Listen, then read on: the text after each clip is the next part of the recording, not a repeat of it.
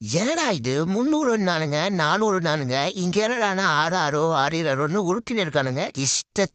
இஷ்டத்துக்கு கேட்ச விட்டாங்க மும்பை இந்தியன்ஸ். இல்லைன்னா இவங்க 100 ரன்ல சுற்றி போட்டிருக்கலாம். அபிஷேக் சர்மாக்கு மட்டும்தான் பேட்ல 1-2 பால் பட்டுச்சு. இந்த பக்கம் ட்ரை செட்டுக்கு என்னாச்சுட்டே தெரியல, பேந்த மூச்சிட்டு இருக்கான். அப்புறம் கிளாஸ் அதே மாதிரி தடவிட்டு இருந்தாப்புல. கடைசியில தீபக் சகா காப்பாத்தி விட்டாப்புல. அப்புறம் கடைசி ஓவர்ல அந்த அனிகேத் பையன் பாண்டியா ஒரு ஏத்துனதுல 162 ரன்னே அடிச்சாங்க. ஐயோ, பும்ரா வேற கொஞ்சம் கொஞ்சமா ஃபார்முக்கு வர ஆரம்பிச்சுட்டாப்புல. அடுத்து நாங்க தான் மாட்டணும். ரோஹித் சர்மா ஒரு ஏத்துனாப்புல பாருங்க.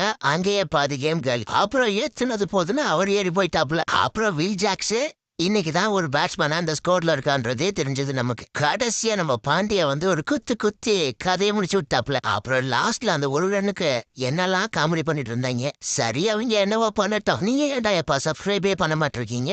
சப்ஸ்கிரைப் பண்ணிட்டு போங்கயா மறக்காம.